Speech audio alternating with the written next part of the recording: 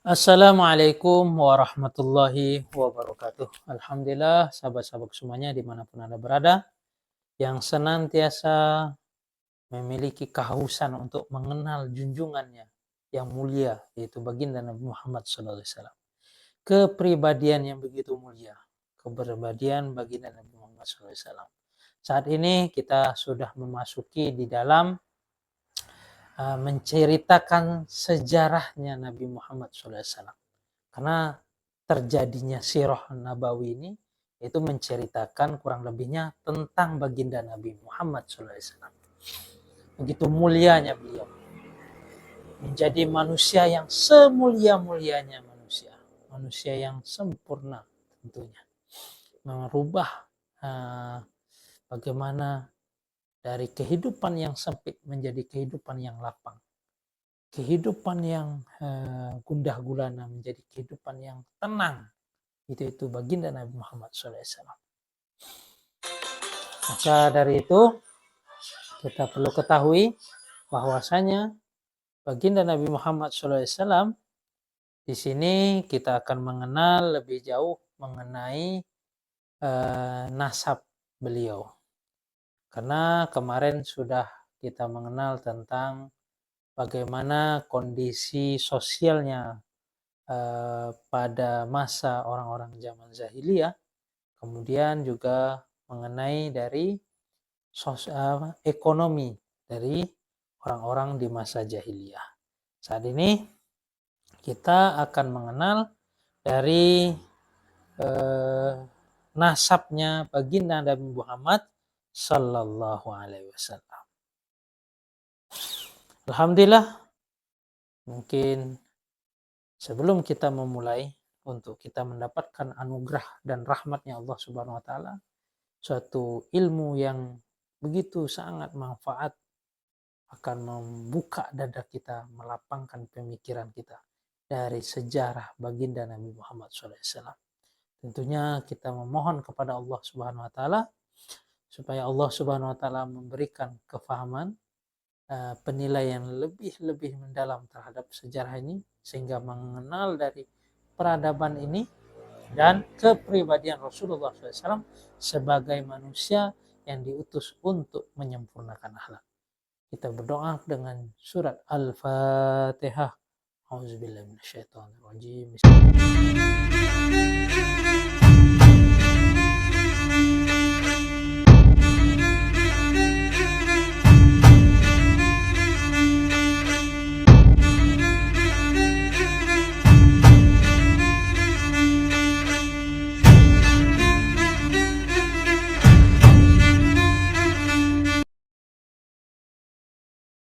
Alhamdulillah, kita akan membahas tentang nasab dan keluarga baginda Nabi Muhammad Sallallahu Alaihi Wasallam.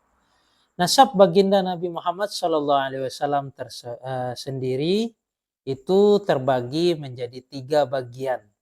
Maksudnya di sini kita akan membahas tentang nasab Nabi Muhammad SAW yang disebut nanti dari Nabi Muhammad, dari Abdullah dan selanjutnya sampai Adnan. Dan bagian yang kedua tentunya yang mana ada perselisihan di dalam nasab tersebut. Yang tentunya karena tidak diketahui secara pastinya tentang nasab tersebut. Yaitu tempatnya Adnan hingga kepada Nabi Ibrahim alaihissalatu wassalam. Yang ketiga yaitu bagian yang mana sama sekali tidak diragukan bahwa dalam adanya hal-hal yang tidak benar, yaitu Ibrahim ke atas hingga Nabi Adam alaihissalatu wassalam.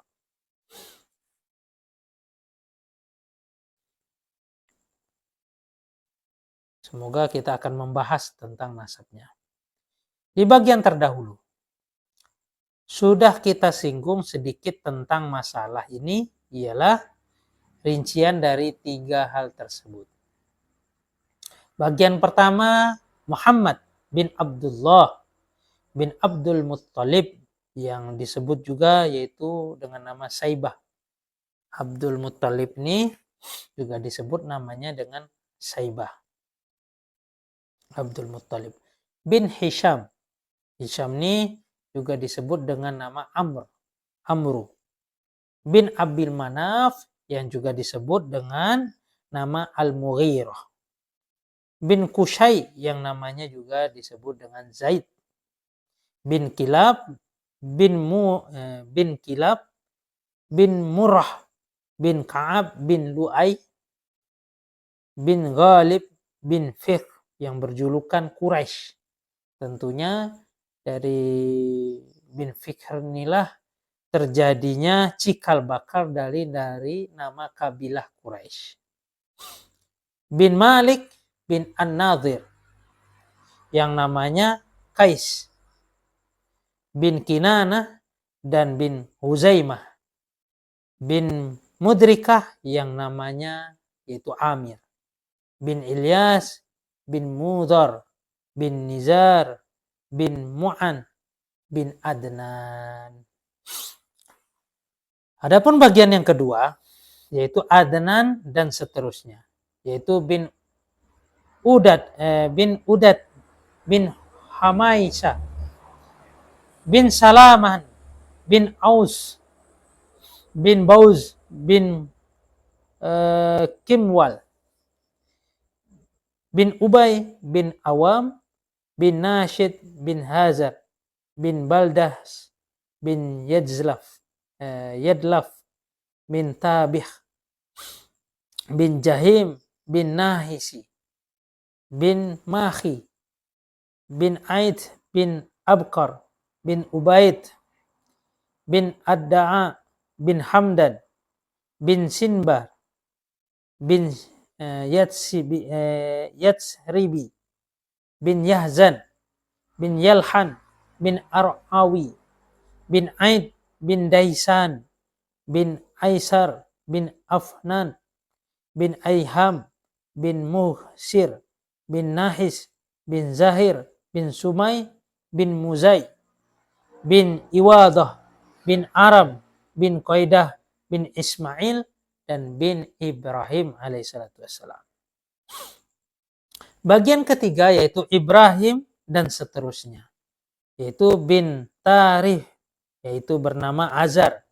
Tentunya di sini mengatakan Azar adalah ayahnya, dan itu banyak ikhtilaf juga dari kalangan ulama bahwa Azar ini adalah pamannya. Wallahu a'lam. Bin Tarih bin Azar bin Nahur bin Saruh atau Saruh bin Raud bin Falah bin Aibar bin Salah bin Arfashayat bin Sam bin Nuh alaihissalatu wassalam bin Lam bin Mutasyalakih bin Akhnur atau Idris alaihissalatu wassalam bin Yaris bin Mahlaim bin Qainan bin Yanisya bin Sais bin Adam alaihissalatu wassalam. Di sini kita sudah mendengarkan nasab dari 3 bagian tersebut.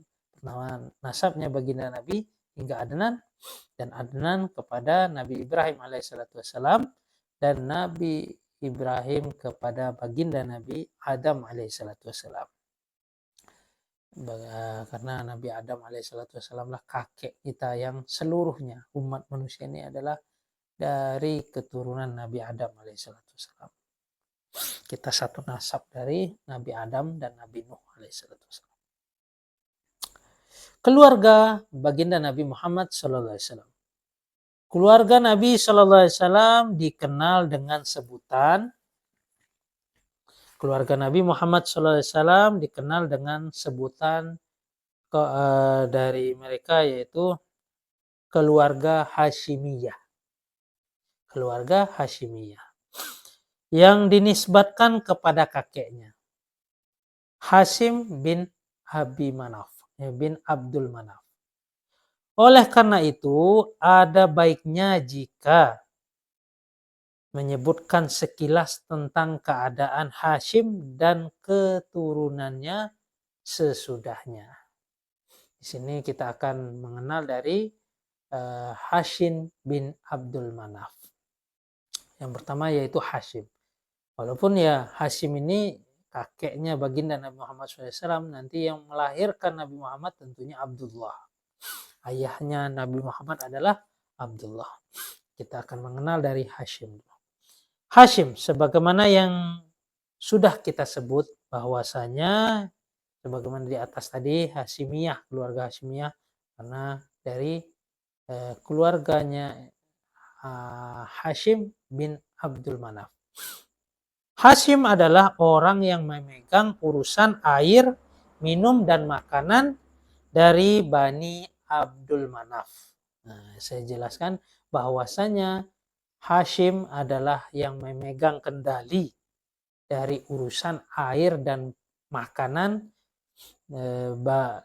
dari Bani Abdul Manaf.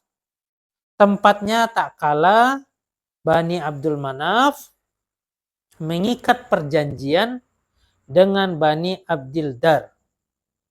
Nah, mengikat janji dengan Bani Abdildar. Dalam masalah pembagian kedudukan di antara keduanya.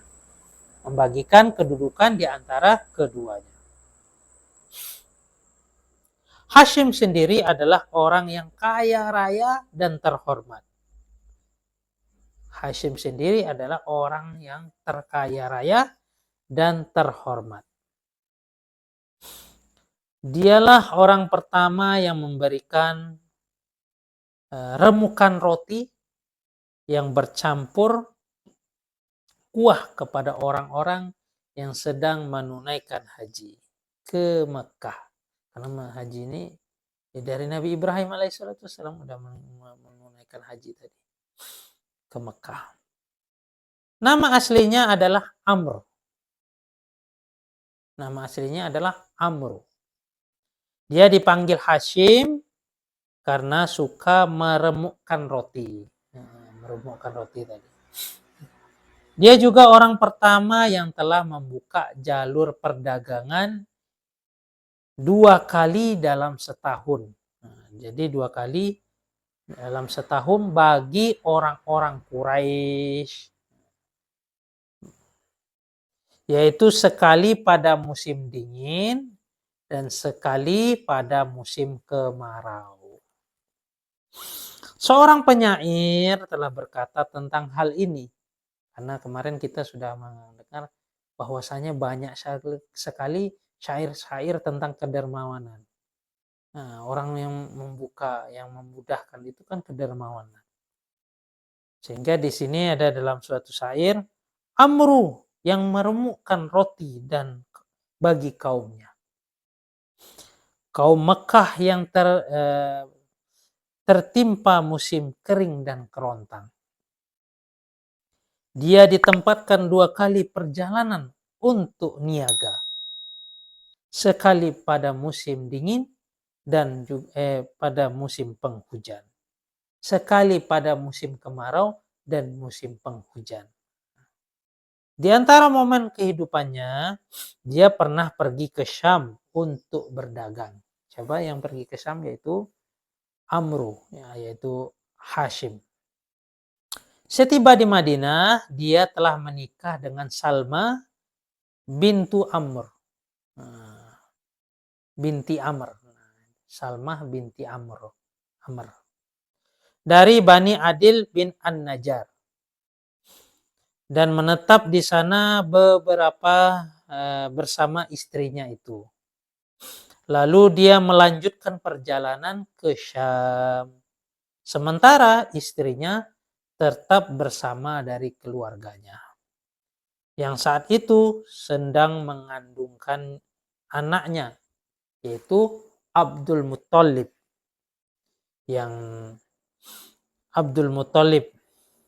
Namun Hashim sendiri meninggal dunia setelah menginjakkan kakinya di Palestina.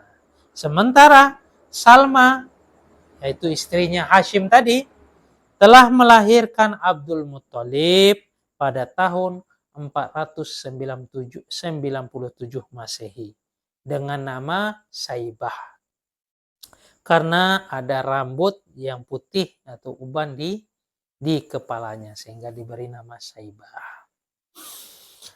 Adapun pengasuh selanjutnya diserahkan kepada bapaknya Salma, yaitu di Yathrib. Sementara tak seorang pun dari keluarga Hashim di Mekah yang merasakan kehadiran dari Abdul Muthalib. Hashim mempunyai 4 putra, jadi di Mekah Hashim ini juga memiliki 4 putra.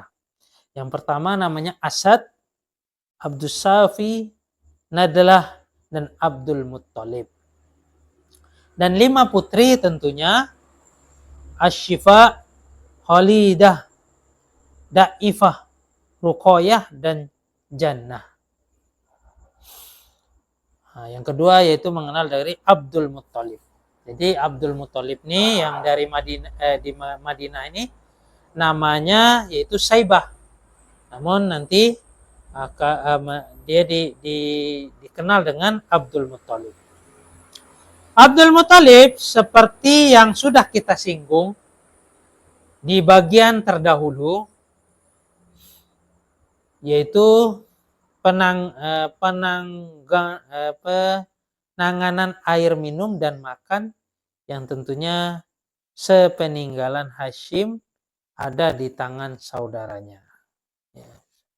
Hashim meninggalkan yang mana tentunya hal tersebut berada di tangan saudara. Al-Muthalib bin Abdi Manaf, seorang laki-laki yang terpandang, dipatuhi dan terhormat di tengah kaumnya, yang dijuluki orang-orang Quraisy dengan sebutan Al-Fayyad, yaitu sang dermawan. Karena dia memang seorang yang dermawan. Tak kala Al-Muthalib mendengar bahwa Saiban itu yaitu Abdul Muthalib yang di Madinah sudah tumbuh menjadi seorang pemuda atau lebih tua lagi, kurang lebihnya, maka dia mencarinya. Setelah keduanya saling berhadapan, kedua matanya yaitu Al-Muthalib meneteskan air mata. Karena mata yang terharu menangis melihat dari Saibah. Lalu dia pun memeluknya. Dan dia bermaksud untuk membawanya. Namun Abdul Muthalib pada saat itu menolak dari ajakan tersebut kecuali jika ibunya mengizinkan. Maka Al-Muthalib pun memohon kepada ibu Abdul Muthalib, namun permohonan itu pun ditolak. Sesungguhnya dia pergi ke tengah kerajaan bapaknya dan tanah suci Allah, kata Al-Muthalib untuk mengajaknya. Akhirnya ibunya mengizinkannya.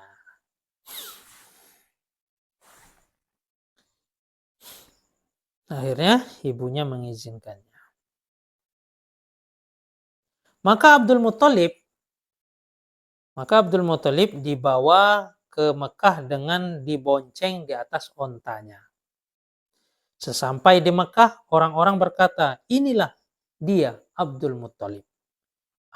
Al-Muthalib pun berkata, celaka kalian ini. Dia adalah anak dari saudaraku, yaitu Hashim. Abdul Muthalib menetap di rumah Al-Muthalib hingga menjadi besar. Kemudian Al-Muthalib meninggal dunia di Yaman. Maka Abdul Muthalib menggantikan dari kedudukannya. Begitu kurang lebihnya. Dia hidup di tengah kaumnya dan memimpin mereka seperti dilakukan bapak-bapaknya yang terdahulu. Dia mendapatkan kehormatan yang tinggi di tengah kaumnya yang tidak pernah diperoleh oleh bapak-bapaknya, dia dicintai oleh kaumnya dan diagungkan.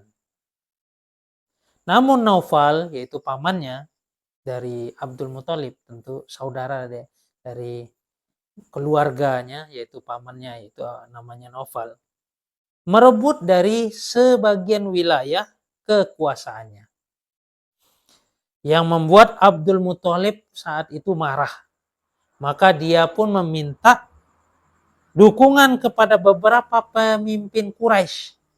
Pemimpin Quraisy untuk menghadapi dari pamannya.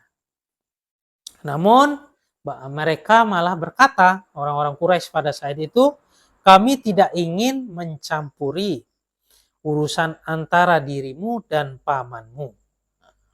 Maka dia pun menulis surat yang ditujukan kepada paman-pamannya dari pihak ibunya. Tadi kan pamannya dari pihak ayahnya yang telah merebut dari tanah kekuasaan dia. Maka dia meminta dukungan dari orang-orang yang dituakan di dalam suku Quraisy. Namun jawabannya, saya tidak mau mencampuri dari urusan antara anak kepada pamannya. Maka dia telah menulis surat kepada paman-pamannya dari pihak ibunya, dari Bani An-Najjar. Berisi beberapa bait-bait syair yang intinya meminta pertolongan kepada mereka. Isi bait tersebut yang intinya meminta pertolongan kepada mereka. Salah seorang pamannya, Abu Sa'ad bin Adi, yang membawa 80 pasukan berkuda. Langsung dia membawa dari pasukan kurang lebih 80 yang berkuda. Lalu singgah di pinggiran Mekah, membawa 80 pasukan berkuda tersebut. Abdul Muthalib pun menemuinya, menemui pamannya itu di sana untuk berkata, menemui dari pamannya yang berada di pinggiran Mekah pada saat itu, dan berkata, mari singgah ke rumahku, wahai paman. Jadi diajak untuk singgah kepada rumah si Abdul Muthalib tadi. Tidak, demi Allah katanya, tidak. Kecuali setelah aku bertemu dengan Naufal. Jadi dia tidak mau untuk mengunjungi rumah sebelum dia bertemu dengan Naufal. Yang mana Naufal ini juga paman dari bagian ayah yang telah merebut bagian kekuasaan dari Abdul Muthalib. Lalu Abu Sa'id mencari dari si Naufal, paman tadi Naufal, yang saat itu sedang duduk di Hijr bersama beberapa pemuka Quraisy pada saat itu. Abu Sa'ad langsung menghunus pedangnya dan berkata, demi penguasa Ka'bah, jika engkau tidak mengembalikan wilayah kekuasaan anak saudaraku, anak saudariku, maka aku akan menebas kepalamu dengan pedang ini dari batang lehermu. Nah, jadi diancam dari paman bagian ibunya. Aku sudah mengembalikannya, kata Naufal. Pengembalian ini dipersaksikan oleh para pemuka Quraisy. Baru setelah itu Abu Sa'id mau singgah kepada rumahnya Abdul Muthalib dan menetap di sana selama 3 hari. Setelah itu dia melaksanakan umrah lalu pulang ke Madinah. Melihat perkembangan ini, Naufal mengadakan perjanjian persahabatan dengan Bani Abdi Syam bin Abdil Manaf untuk menghadapi dari Bani Hashim. Jadi Naufal tadi memiliki mengadakan perjanjian persahabatan kepada Abu Sa'id, kepada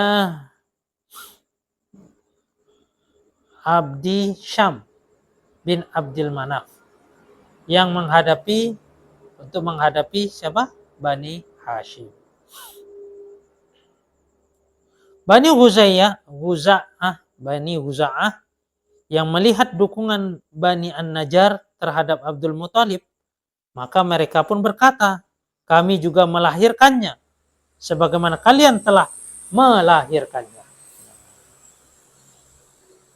Dari Bani Huza'ah, kami juga melahirkan sebagian kalian telah melahirkannya. Oleh karena itu, kamu juga lebih berhak untuk mendukungnya. Hal ini bisa dimaklumi karena ibu Abdul Manaf berasal dari keturunan mereka. Maka mereka memasuki Darun Nadwah.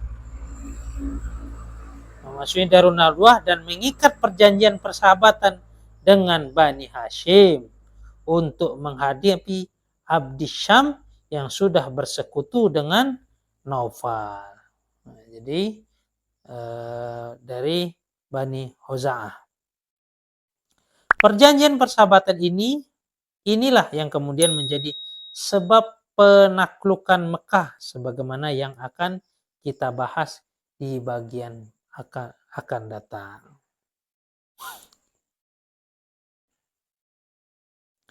Di antara peristiwa penting yang terjadi di Baitul Haram itu semasa Abdul Muthalib ada penggalian sumur Zam-Zam dan peristiwa dari pasukan gajah, yaitu dari pasukan Abraham. Cerita secara singkat, yaitu secara ringkas, dari peristiwa pertama, pada awal mulanya dia bermimpi untuk disuruh menggali dari sumur Zam-Zam dan mencari tempatnya. Maka dia pun melaksanakan dari perintah dalam mimpi tersebut. Ternyata di dalamnya dia mendapatkan berbagai benda berharga yang dulu pernah dipendam orang-orang Jurhum tak kala sedang berkuasa. Benda-benda itu berupa beberapa buah pedang, baju perang, dan 2 pangkal pelana yang semuanya terbuat dari emas. Kemudian dia menjadikan pedang itu sebagai pintu Ka'bah dan memasang 2 buah pangkal pelana di pintu itu. Abdul Muthalib tetap menangani urusan air minum dari Zam-Zam bagi orang-orang yang menunaikan haji. Tak kala sumur Zam-Zam ini ditemukan kembali oleh Abdul Muthalib, maka orang-orang Quraisy ingin ikut campur tangan menanganinya. Mereka berkata, kami ingin bersekutu. Tidak bisa, ini adalah urusan yang secara khusus ada di tanganku, kata Abdul Muthalib. Dia tidak mau menyerahkan begitu saja masalah ini kepada mereka, kecuali setelah menyerahkan keputusan kepada seorang dukun wanita dari Bani Sa'ad. Mereka tidak akan pulang kecuali setelah Allah memberikan 10 anak laki-laki, dan setelah mereka besar dia tidak lagi mempunyai anak, maka dia akan mengorbankan, menyembelihkan salah seorang di antara mereka di hadapan Ka'bah. Ringkas kisah tersebut.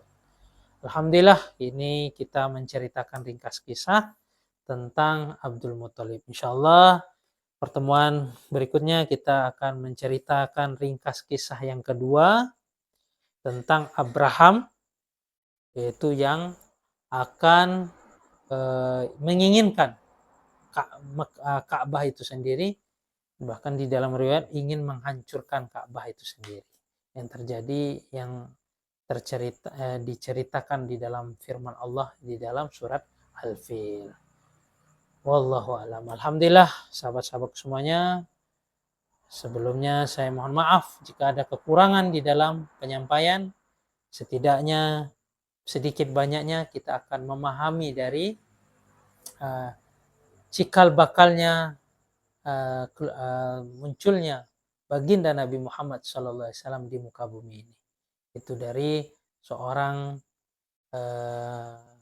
kakek bernama Hashim yang memiliki anak namanya Abdul Muthalib, yang tentunya nanti akan kita bahas lebih mendalam lagi, yang tentunya di pertemuan berikut kita akan menceritakan kisah ringkas tentang Mekah atau tanah suci yang akan direbut oleh Abraham sebagai gubernur pada saat itu di negeri Yaman. Jika kalian merasa video ini bermanfaat, silahkan kalian share sebanyak-banyaknya. untuk menyebarkan banyaknya kebaikan. Kemudian jangan lupa tekan like untuk memberikan dukungan kepada video ini. Jika kalian mengharapkan dari kajian-kajian saya selanjutnya, jangan lupa kalian tekan subscribe untuk mendapatkan notifikasinya. Wabillahi taufiq wal hidayah. Assalamualaikum warahmatullahi wabarakatuh.